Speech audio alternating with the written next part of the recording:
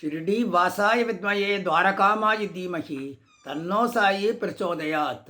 సాయి రామాయ విద్మయే సాయి కృష్ణాయ ధీమహి తన్నో సాయి ప్రచోదయాత్.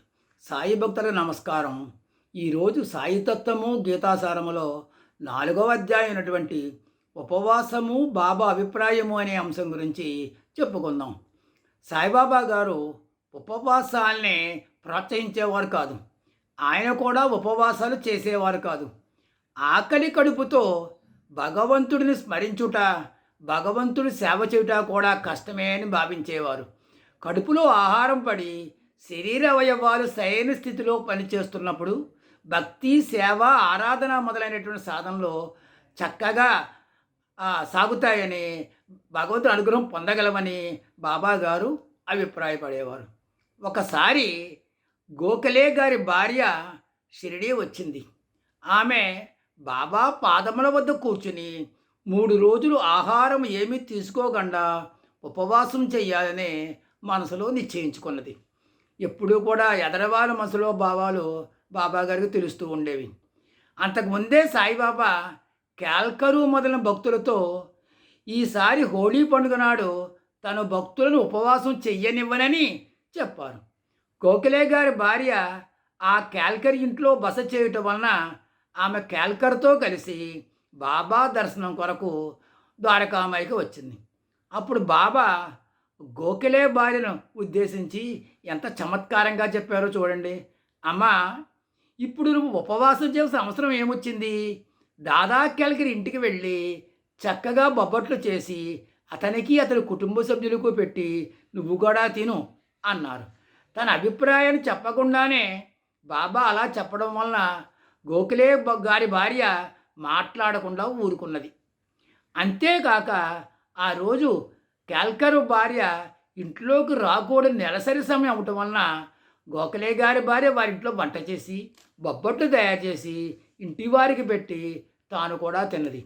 ఆ విధంగా బాబా గారు కొంతమందికి ఉపవాస నిర్ణయం అమలు కాకుండా చూసేవారు. మితిమీరి తినటం కానీ, నిరాహార దీక్షతో ఉండటం కానీ మంచిది కాదని, మితాహారం తింటే శరీరానికి మనసుకు మంచిదని బాబా గారు చెప్పేవారు. ఒకసారి దీక్షిత్తు జీవితాంతము రాత్రిళ్ళు భోజనం చేయకుండా ఉపవాసం చేయాలని నిశ్చయించుకున్నాడు. ఆ రోజు సాయంత్రం దీక్షిత్తు మసీదుకి వెళ్ళినప్పుడు బాబా ఏం చెప్పారో వినండి. ఏమయ్యా దీక్షిత్తు, ఈరోజు సాయంత్రం రొట్టెలు కూర చేయించు, అక్కడే నైవేద్యం పెట్టి నువ్వు తిను అని ఆజ్ఞాపించారు. బాబా మాటలు కాదలేని దీక్షిత్తు అలాగే బాబా, ఈరోజు అలాగే చేస్తాను, రేపటి నుంచి నేను రాత్రి భోజనం చేయను అని అన్నాడు. కానీ బాబా ప్రతిరోజు సాయంత్రం ఏదో ఒక మిషతో దీక్షితుని భోజనం చేయమని హెచ్చరించేవారు. అంతటితో దీక్షిత్తు తన నిశ్చయాన్ని వదులుకున్నాడు. ఒకరోజు ఏకాదశి తిథి.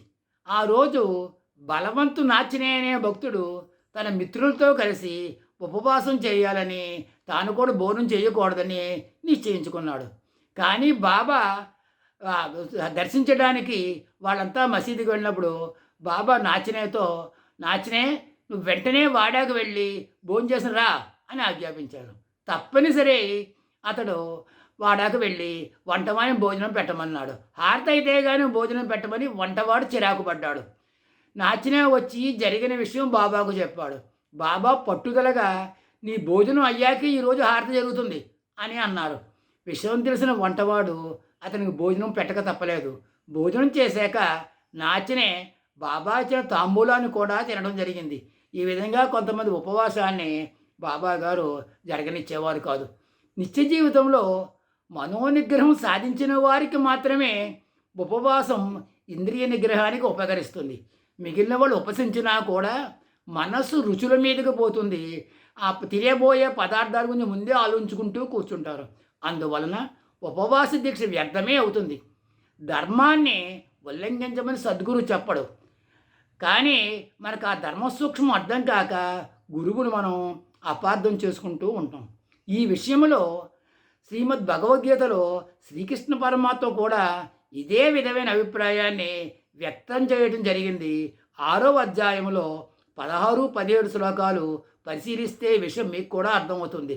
బాగా కృష్ణ పరమాత్మ ఇలా చెప్పారు.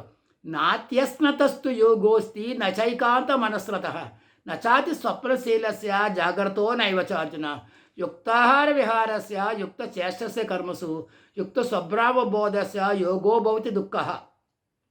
దీని అర్థం ఏమిటంటే కృష్ణ పరమాత్మ అర్జునుడితో అంటున్నాడు, అర్జున, అతిగా భుజించిన, బొత్తిగా తినడం మానివేసిన, ఎక్కువగా నిద్రించిన, రాత్రంతా మెలకుగా ఉండి జాగరణ చేసిన ధ్యానయోగం సిద్ధించదు. కావున మితమైన ఆహారము, మితమైన నిద్ర, యుక్తమైన కర్మల వల్లనే మానవునికి దుఃఖము యాతన తొలగిపోతుందని కృష్ణ పరమాత్మ నొక్కి చెప్పారు. ఔషధం మంచిదైనా వైద్యుడు సూచించిన మేరకు దాన్ని సేవిస్తేనే రోగం నయమవుతుంది.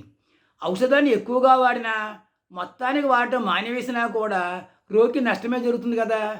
ఔషధాన్ని జాగ్రత్తగా ఎలా వాడుకోవాలో ఆకలి అనే రోగానికి ఆహారాన్ని కూడా మందువలే వాడుకోవాలి.